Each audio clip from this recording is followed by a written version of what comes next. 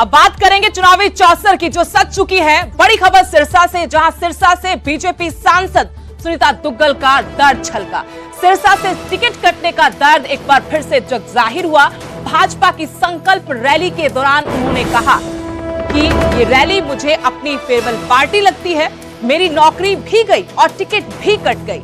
Rally में उस वक्त पूर्व सीएम मनोहर लाल और अशोक तंवर मौजूद थे जब सुनीता दुग्गल ये बात कह रही थी कि मेरी नौकरी भी चली गई और मेरी टिकट भी कट गई। मुझे लग रहा है कि रैली मेरी फेयरवेल पार्टी है। सुनीता दुग्गल मौजूदा सांसद बीजेपी की सिरसा से, उनका टिकट काटकर ही अशोक तंवर को टिकट दिया गया है। उनको बीजेपी ने अपना उम्मीदवार बनाया है। विजय संकल्प रैली चल रही थी। इसी दौरान जब मंच पर भाषण देने सुनीता दुग्गल पहुंची तो उन्होंने ये बातें कही। एक बार फिर से उनका दर्द बाहर आया है। हालांकि वो कह चुकी कि अशोक तंवर को पूरा समर्थन है, उनके लिए चुनाव प्रचार भी कर रही, लेकिन जो टीस मन में थी वो टीस उनकी इस मंच से बाहर आई। माहौल लग रहा है कि जिवें तुसी सारे इत्थे मेरी फेयरवेल पार्टी वास्ते बैठे हुए ते 5 साल तक 2014 च नौकरी छड्ड के इनकम टैक्स कमिश्नर दी मैं राजनीति च आई ते उस टाइम मैनू याद है कि मैनू साडे शीर्ष नेतृत्व ने कहता सी कि 2014 च तुसी जिहड़ा सिरसा तो चुनाव लड़ना है। मैं क्या ठीक है जी, मैनू तो कुछ पता नहीं सी राजनीति च।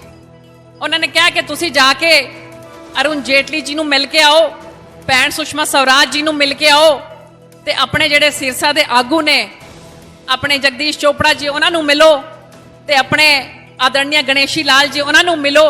मैं सारियां नू मिली। उस तो बाद उन्होंने कहा कि तुसी मनोहर लाल जी नू भी मिलो।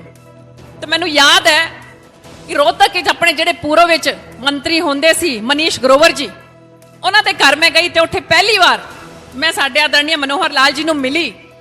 मनोहर लाल जी मैनू कहंदे ने कि तुसी तां अफसर सी, तुसी किवें राजनीति च आ रहे हो। मैं कहा जी मैनू शीर्ष नेतृत्व ने विश्वास दिलाया है कि सिरसा तो तुहानू टिकट देवांगे ते तुसी भारतीय जनता पार्टी दा दामन थाम के उत्थों चुनाव लड़ो। उन्होंने मैनू हस के कहा कि राजनीति च एवें ही होंदा, तुसी वेख लो कदे कदे नौकरी भी चली जाती है तो टिकट भी चली जाती है। वही गल बनी मेरे नाल। 2014 च मेरी नौकरी भी चली गई ते मेरी टिकट भी चली गई। ते उस तो बाद फिर मैनू कहा गया कि तुसी चिंता ना करो, तुसी 90 जड़ी भी अपनी विधान सभा होने उत्थे तुसी जिथे भी हथ रखोगे उतों तुहानू विधान सभा का चुनाव लड़ावांगे। तो एक तरफ जहां टिकट कटने का दर्द छलका तो साथ में यह भी कह दिया कि आश्वासन मिला कि 90 विधानसभा सीटों में से जहां पर हाथ रखेंगी वहां का टिकट आपको दे दिया जाएगा।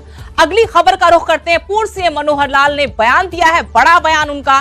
बीजेपी से पहले की सरकारों पर जमकर निशाना साधते हुए पूर्व मुख्यमंत्री नजर आए। भजन लाल के बहाने बाकी नेताओं को उन्होंने भ्रष्टाचारी बताया। एक बार फिर उन्होंने कहा कि 2014 से पहले हरियाणा में भ्रष्टाचार घट कर चुका था। हमने जिद के साथ पूरी व्यवस्था को बदला है। पर्ची खर्ची से नौकरी बंद की, पूरे तरीके से पारदर्शिता से हमने सरकार चलाई।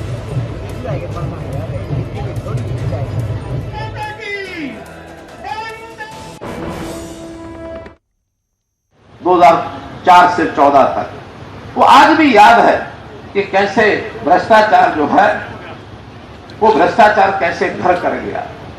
मैंने कल एक उदाहरण दे दिया था, हमारे कुछ साथी थोड़ा एतराज करने लगे, आपने उदाहरण दिया किसी एक व्यक्ति का, एक नेता का। मैंने एक नेता का नहीं, चाहे नेता कोई भी थे उस समय मन में पीड़ा नहीं होती थी कि आम आदमी को 20-30, 50, 100 रुपया 200 रुपया दे के काम कराना पड़ता है और सब ने समझौता कर रखा था, छोटी मोटी चीजें चलती रहती। वो चाहे कोई भी नेता हो, किसी भी पार्टी का नेता हो, तो ऐसे लोगों ने जो समझौते किए हुए थे, आज कम से कम मनोहर लाल ने समझौता नहीं किया। अगर किसी को जेब 50 रुपए भी किसी को दूसरे कर्मचारी की जेब में डालना पड़ता है तो हम उसके खिलाफ कार्रवाई करते। एक आम बात थी, एक आदमी इसी इलाके की, मुझे पुरानी घटना याद है, मैं आदमी नेता तो नहीं बताऊंगा, लेकिन अपने इस इलाके का कोई एक आदमी अपने नेता के पास चंडीगढ़ चला गया कि जो मैंने फर्द बनवानी थी और पटवारी ने पीछे ले लिए। बोले कितने ले लिए? बोला 100 रुपये ले लिए। और तू कहाँ से आया है? हिसार जिले से आया हूँ। कितना किराया लग गया? आखिर जी 100 आने का लग गया और 100 जान का लगेगा, 2 दिन खराब होंगे, बोले 100 दे के उड़ा काम करा लिया, 200 रुपये क्यों खराब करे। ये नेताओं की सोच हुआ करती थी। मैं नाम तो नहीं बताया, लेकिन इस घटना को किस किस बुजुर्ग ने सुन रखा, जरा हाथ खड़े करो। इतने लोगों ने सुन रखा है। बात सच्ची थी कि नहीं है? बोलो सच्ची थी कि नहीं थी? आज किसान कोई फर्द बनवाने जाता है, किसी का कोई आना लगता है? कोई आना लगता है? जाके अपना किला नंबर बताओ, मालिक का नाम बताओ, बटन दबाओ, फर्द निकल के आ जाएगी।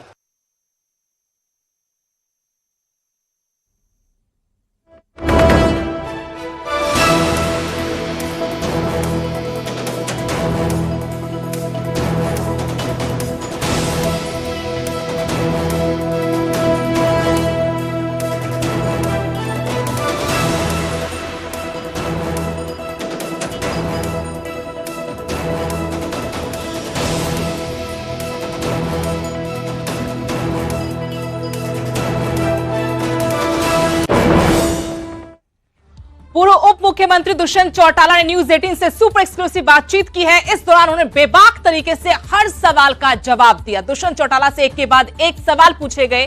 खासतौर पर जिस तरीके से पार्टी में बगावत है उसको लेकर कहा उन्होंने कि चुनावी मौसम में लोग आते जाते रहते हैं। 4.5 साल तक जनता की भलाई के लिए काम किया है, आगे भी जनता जनार्दन की ताकत से हम बढ़ेंगे आगे।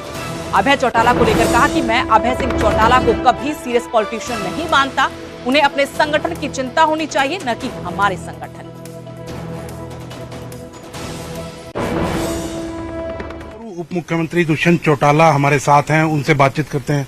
दुष्यंत जी, कैसे देखते हैं अभी जो राजनीति चल रही है, लगातार जिस तरह से आपकी पार्टी में भी कुछ लोग छोड़ करके गए हैं, नए लोग ज्वाइन कर रहे हैं? देखिए, आते जाते रहते हैं। जो चुनावी मौसम है और इस मौसम के अंदर बहुत बार देखा गया है कि संगठन बनते हैं, संगठन बिखरते हैं, लोग आते हैं, लोग जाते हैं, मगर विचारधाराएं हैं जो कार्यकर्ताओं को ताकत देती है। और मैं ये मानता हूं कि जिस विजन के साथ 4.5 साल हमने हरियाणा की जनता के लिए काम किया, हरियाणा की जनता जनमत की ताकत से और मजबूती जननायक जनता पार्टी को लेगी। पार्टी के प्रदेश अध्यक्ष छोड़ जाते हैं, क्या कारण इसके पीछे रहा? क्योंकि 4.5 साल तक वो मजबूती से खड़े रहे और अब जब पार्टी को जरूरत है तो उस समय पार्टी छोड़ना। देखिए, पार्टी के संस्थापक सदस्यों में से एक रहे हैं, क्यों निर्णय लिया है उस पर तो बेहतरी से वो बता सकते हैं। मेरी तो शुभकामनाएं हैं अगर उनने कोई ऐसा निर्णय लिया है।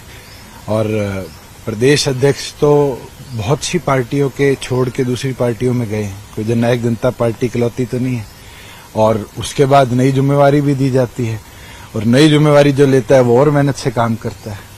अभय सिंह चौटाला लगातार वार कर रहे हैं। पहले कहीं ना कहीं उन्होंने कहा कि पार्टी सामाजिक रूप से भी खत्म हो गई है, राजनीतिक रूप से ही नहीं। मैं उनको कभी भी सीरियस पॉलिटिशियन के तौर पर नहीं मानता। आज के दिन उनको अपने संगठन की चिंता होनी चाहिए, हमारे संगठन की। हमने तो काम करना है और मजबूती के साथ काम करेंगे। आज उनका संगठन है, 10 सीटें हैं, चुनाव में है, उनको तो ज्यादा जेजेपी की चिंता रहती है, आईएनएलडी की नहीं। आपकी माताजी है नैना चौटाला, उन्होंने कहा कि दुष्यंत की कोई गलती नहीं थी, बीजेपी का सारा कसूर था, दुष्यंत को माफ कर देना चाहिए। वो कहीं ना कहीं माफी मांगी। जो बात उन्होंने कही थी वो यही थी, केंद्र के कानून थे, प्रदेश का उसमें कोई रोल नहीं था। प्रदेश सरकार ने उस पूरे मामले के अंदर भी किसान को सशक्त बनाया। आज के दिन प्रदेश के अंदर एमएसपी पर फसलें खरीदी जाती है, उसके नंबर बहुत अच्छे हैं, 14 फसलें एमएसपी पर खरीदी जाती है। वहीं 1 लाख करोड़ रुपया किसान के खाते में आया। आज आप प्रोक्योरमेंट देखेंगे तो इतिहास में सबसे ज्यादा मंडियां अगर बनी है तो हमारी 4.5 साल के शासन में बनी। किसान को ईज ऑफ लिविंग मिली, मगर उसके बाद आज क्या हालत है? 300 रुपये मॉइस्चर के नाम पर किसान के काटे जा रहे हैं। आज किसान को टोकनों के नाम पर लाइनों में खड़ा करना पड़ रहा है, रात रात मंडियों के अंदर ट्रालियां खड़ी हैं। ये दिखता है कि शासन बदलते ही किसान की दुर्दशा आई। कांग्रेस के नेताओं का विरोध नहीं हो रहा है, भाजपा के नेताओं का विरोध हो रहा है और आपका ज्यादा विरोध हो रहा है। क्या आपको लगता है कि किसान ज्यादा प्रेम करते हैं, इस वजह से ज्यादा विरोध हो रहा है? जी, मैं ये कई बार बोल चुका हूं। मैं मेंबर ऑफ पार्लियामेंट बना तो इन्हीं साथियों की वजह से बना। मैं एमएलए बना या हमारी पार्टी के 10 एमएलए बने तो इन्हीं साथियों की वजह से बने। आज इनके मन में कोई गिला है तो विरोध कर रहे हैं। कोई तमिलनाडु, केरला, कर्नाटका से आके विरोध तो नहीं कर रहे, हमारे हैं। और मैं ये एक चीज आपको बोल सकता हूं, 2 सगे भाइयों में भी डंडे लेके लड़ाई हो जाती है। अगर ज्यादा लड़ाई हो जाए और एक अपनी पीठ दिखा दे और डंडी छोड़ दे तो दूसरा उसको गले लगाएगा। आज के दिन विरोध कर रहे हैं, किस विषय पर कर रहे हैं वो उनकी सोच है। वो ये नहीं देख रहे कि उनको ताकत कितनी मिली। आने वाले भविष्य में वही गले लगाएंगे। तो कहीं ना कहीं जो आपने एक शेर लिखा था कि जंग अपनों से हो तो हार जाना चाहिए, मैं तो सबके बीच में जाकर कह चुका हूं। चर्चा करिए, आइए, बैठिए।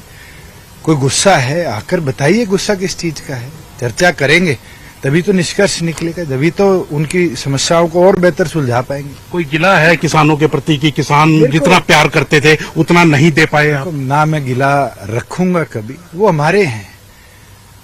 अगर वो विरोध कर रहे हैं तो उनके मन में कोई बात होगी जिसका विरोध किया जा रहा है। अगर हम उसको सुलझा पाएंगे हमारे लिए तो वही बेहतरी की बात है कि आने वाले भविष्य के अंदर और अच्छे बेहतर डिसीजन उनके प्रति हम ले पाएंगे। 10 लोकसभा सीटों के ऊपर क्या कैंडिडेट पार्टी खड़ा करेगी? बिल्कुल करेगी और बैठकों का दौर शुरू हो जाएगा और जल्द ही कैंडिडेट्स की हम लिस्ट निकालेंगे नवरात्रों के दौरान। बीजेपी जिस तरह से दावे कर रही है कि 400 पार का दावा है, कैसे देखते हैं आप? ये बहुत बड़ी बात है। इंदिरा गांधी के टाइम पे 1977 में एक बात कही गई थी, Indira is India, India is Indira. Result क्या है? स्वयं इंदिरा गांधी चुनाव हार गई। आज भी वही चीज है कि बातें तो बहुत बड़ी बड़ी करी जा रही हैं, मगर उन बातों के अंदर ये दिखता है कि 400 पार की बात वालों को 200 का कॉन्फिडेंस नहीं है। और चाहे राजस्थान हो, हरियाणा हो, जहां एन ब्लॉक इनके मेंबर ऑफ पार्लियामेंट थे, वहां सीटें हार रहे हैं तो जीतेंगे कहाँ? तमिलनाडु में नहीं जीत सकते, केरला में नहीं जीत सकते, उड़ीसा में नहीं जीत सकते। तो ये दिखता है अगर इनको मजबूरी में आंध्रा में गठबंधन करना पड़ रहा है तो इसीलिए है कि वहां भी नंबर नहीं आ रहे थे। क्या आंकड़ा लगता है आपको बीजेपी छू मैं जाएगी? नहीं मानता कि 250 से 1 सीट भी ऊपर एनडीए जाएगा। और जिस तरह से आप कह रहे थे कि मंडियों के अंदर अब हाल खराब हो गए हैं, मुख्यमंत्री पर भी आपने निशाना साधा कि उनके ठेकेदार मंडियों के अंदर। आज के दिन आड़ती का काम था प्रोक्योरमेंट करना, उसको कमीशन मिलती थी। आड़ती से लेकर हैफेड के आज एजेंटों को ये काम दिया गया तो दिखता है कि सरकारी मशीनरी के ठेकेदार ये काम कर रहे हैं। और कहीं ना कहीं वही लोग हैं जो हैफेड से कहीं सिफारिश में जुड़े हुए हैं और वही इस पूरे प्रोक्योरमेंट के अंदर अपनी मनमानी कर रहे हैं। आज भी मॉइस्चर के नाम पे 300 रुपया क्विंटल का कट रहा है। ये दिखाया जाता है कि उन लोगों की सोच क्या है और किस तरह किसान को ठगने का काम किया है। बीजेपी की लगातार चर्चा चल रही है कि वो उम्मीदवार बदल सकती है, वो सिरसा का हो, हिसार का हो। बड़ी बात नहीं है।